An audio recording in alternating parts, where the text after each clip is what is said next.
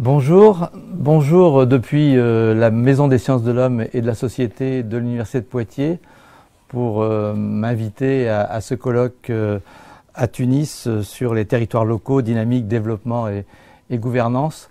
Tout d'abord, je voudrais remercier Yves Almezija qui est de l'autre côté de la caméra et qui enregistre cette vidéo qu'on va vous envoyer et que je vous remercie les organisateurs de ce colloque à Tunis de diffuser pendant le colloque. Et je remercie particulièrement, bien sûr, Fawzi Zeraï qui organise et qui est le coordinateur de ce colloque. Mais je salue aussi tous les amis que j'ai en Tunisie ou qui participent à ce colloque, et particulièrement mon collègue du laboratoire Ruralité, Eric, qui est présent avec vous aujourd'hui.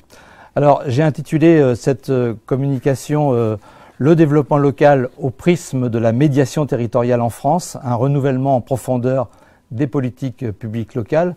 En fait, ce que je veux montrer, et je vais prendre un plan qui est un peu différent de celui que j'ai proposé à travers le texte, ce que je veux montrer, c'est comment la décentralisation en France a favorisé ou pas les pratiques de développement local, et si oui, à quelles conditions, comment cette notion de développement local a évolué au sein de ce qu'on peut appeler en France l'action publique territoriale. Je définis le développement local comme la capacité des acteurs à coopérer, y compris de manière non marchande, pour construire des modes de développement selon des modes d'appartenance propres, ce qui viendra à nous intéresser à la notion de proximité, y compris la proximité discontinue en réseau. En fait, on a affaire à deux mouvements parallèles. D'un côté, une décentralisation qui a installé des compétences entre différents niveaux de décision et donc un mouvement plutôt vertical. Et puis face à lui, en quelque sorte, un développement local de nature transversale, territoriale et horizontale qui, ignorant les limites administratives, a servi dans un premier temps de faire valoir à la confection des projets de territoire de la part des collectivités territoriales, c'est-à-dire un premier exercice qui était imposé pour obtenir des subventions publiques dans le cadre de différents contrats.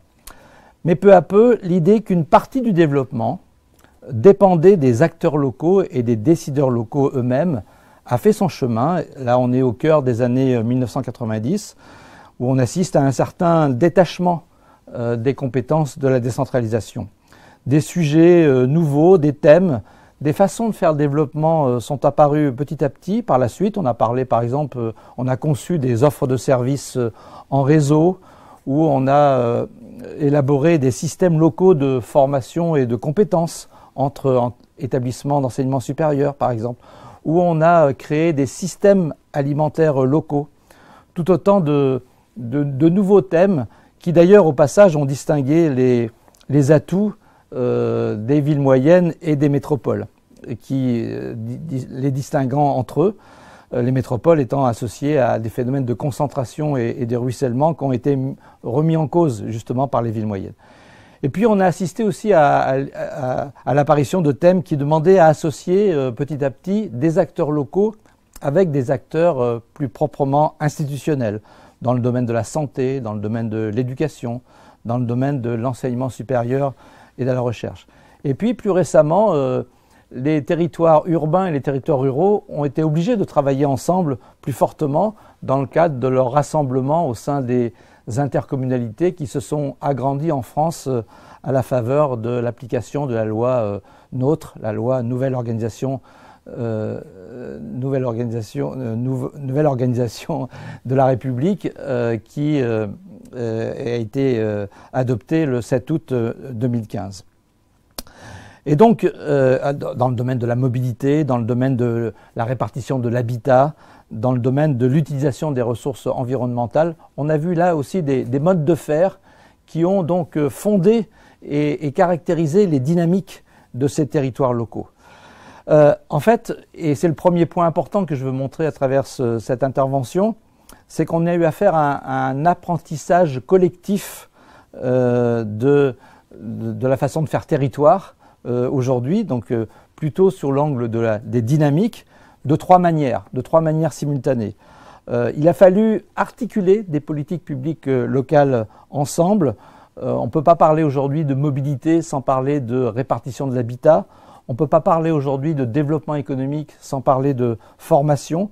Et c'est ça qui a qualifié ce qu'on a appelé en France, au sein de l'action publique locale, le développement durable. Cette capacité à articuler des politiques publiques locales ensemble. On a aussi été obligé de concevoir des formes de complémentarité territoriale à des échelles qui dépassent les limites administratives. Ça a été le plus compliqué à mettre en œuvre. Mais on a vu des réseaux de villes, on a vu des réseaux de territoires, pas forcément contigus, qui se mettaient en place. On a aujourd'hui des systèmes où des métropoles s'allient avec des territoires ruraux pour concevoir une réserve alimentaire, par exemple, de ces métropoles. Et puis, on a dû travailler pour conforter les dynamiques de ces territoires locaux. On a dû concevoir un travail avec beaucoup plus d'acteurs différenciés, diversifiés, et des associations, des clubs divers, des clubs d'entreprise, des habitants, des citoyens se sont invités dans la décision publique pour participer à ces dynamiques et à ces modes de développement des territoires locaux. Donc un apprentissage collectif qui va beaucoup plus loin que ce que les compétences de la décentralisation ont bien voulu générer. Là, on a parlé d'acteurs collectifs, on a parlé de médiateurs territoriaux, on a parlé de favoriser une appartenance commune pour trouver un sens commun au territoire. Et aujourd'hui, la question, c'est de savoir si les intercommunalités qui s'imposent aujourd'hui comme le mode de décision très important au sein des politiques publiques locales sont capables de se nourrir de cet apprentissage collectif. C'est le premier point que je voulais montrer dans cette intervention.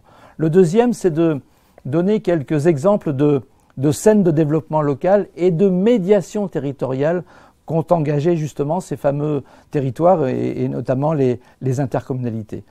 Il a fallu faire face à 4 enjeux de ce côté-là. D'abord un repérage des ressources spécifiques au territoire. Qu'est-ce qui fait que mon territoire est spécifique par rapport au territoire voisin? Quelles ressources particulières je peux développer et qui peut assurer un développement plus local, plus garant de la bonne inscription de ce territoire dans des échelles plus larges et pourquoi pas dans la mondialisation également. Le deuxième défi, ça a été de construire ces alliances territoriales à grande échelle et à construire des phénomènes de polycentralité. C'est-à-dire comment on s'associe à plusieurs territoires pour assurer, pour conforter des ressources que tout seuls les territoires ne sont pas capables de générer. Le troisième défi, c'est comment impliquer les habitants. Comment impliquer les habitants? Il y a des tas d'exemples aujourd'hui. Le domaine de la mobilité, ne serait-ce que celui-là, est un domaine où les politiques publiques ne peuvent pas trouver les solutions seules. Aujourd'hui, on voit bien qu'il y a les tentatives de covoiturage qui répondent à une partie de la demande. Les locations partagées ont du mal à s'articuler avec les systèmes classiques de mobilité qu'ont privilégié jusqu'à présent les politiques publiques et particulièrement les intercommunalités qui ont cette compétence. Et puis, le quatrième défi, c'est la démocratie locale. Comment les politiques publiques s'enrichissent de formes de démocratie pour justement assurer la présence effective des habitants, des citoyens, des touristes dans les processus de décision locale. C'est pour ça que je parle d'intermédiation territoriale nécessaire de la part des politiques publiques pour favoriser la participation du plus grand nombre, pour assurer des conditions égalitaires de délibération sur des sujets de société qui préoccupent nos concitoyens et qui nécessitent une observation fine des pratiques, des usages et qui justifient ces actions de proximité. Ça, c'est le deuxième point. Il y a tout un tas donc de défis aujourd'hui qui vont bien au-delà des compétences de la décentralisation et qui caractérisent finalement l'action, les dynamiques, le développement et la gouvernance de ces territoires locaux. Et puis le troisième point, c'est la façon dont les politiques publiques se sont emparées de ces questions-là, puisque tous ces thèmes-là, tous ces thèmes de société, y compris des thèmes de société dont on ne parlait pas beaucoup jusqu'à présent au niveau local, l'égalité homme-femme, rapprocher des modes de consommation et des modes de production, articuler mieux la vie professionnelle avec la vie familiale, avec la vie personnelle, et s'invite donc dans la décision publique les questions de temps, les questions d'articulation des temporalités, de comment on arrive à faire tout ce qu'on a à faire dans la même unité de temps, alors qu'on habite de plus en plus loin de son lieu de travail, alors qu'on a à faire pour presque 4 Français sur 10 salariés à des horaires atypiques, alors que les technologies de l'information et de la communication nous donnent des dons d'ubiquité pour faire plusieurs choses à la fois. Comment on arrive à gérer ce temps-là, qui était une préoccupation personnelle et qui devient de plus en plus une préoccupation publique. Tous ces défis interpellent les politiques publiques aujourd'hui, nécessitent des services nouveaux, nécessitent de concevoir de nouvelles offres de mobilité, nécessitent un apprentissage nouveau de partage de l'espace. On a beaucoup aujourd'hui de places publiques qui sont obligées de concevoir un partage entre la déambulation lente et la déambulation rapide, parce que les temps et le rythme de vie de chacun des habitants, beaucoup plus diversifiés, demandent de s'intéresser à cette question-là. Donc il y a un enrichissement finalement progressif des politiques publiques qui est nécessaire face à ces nouveaux défis, qui donc donne finalement une plus grande attention à ces phénomènes de proximité, donc à ces phénomènes de développement local. Jusqu'à présent, il y a eu une certaine imbrication de ces thèmes de société et de cette attention à la proximité dans le cadre de l'apprentissage de la décentralisation, sauf peut-être dans la dernière période. Et je vais finir là-dessus sur ces dernières réformes territoriales, comme la fusion des régions, par exemple, qui peut-être peut atténuer, alors j'espère temporairement, cette attention à ce besoin de proximité. En tout cas, c'est ce qui donne encore plus de légitimité à ce niveau de décision publique que sont les intercommunalités, qui doivent prendre en compte toutes ces dimensions simultanément, à la fois des compétences que la loi a données à ce niveau de décision, mais aussi à ces nouveaux thèmes de société qui ne sont pas traduits par des compétences. Et c'est ça la vraie question aujourd'hui. Comment la décentralisation et au-delà, comment les territoires locaux sont accompagnés pour s'approprier ces nouvelles dynamiques, cette nouvelle forme de développement, cette nouvelle forme de gouvernance qui finalement s'impose à eux, parce que la vie en société demande de s'intéresser à ces questions de temps, à ces questions de mobilité, à ces questions d'articulation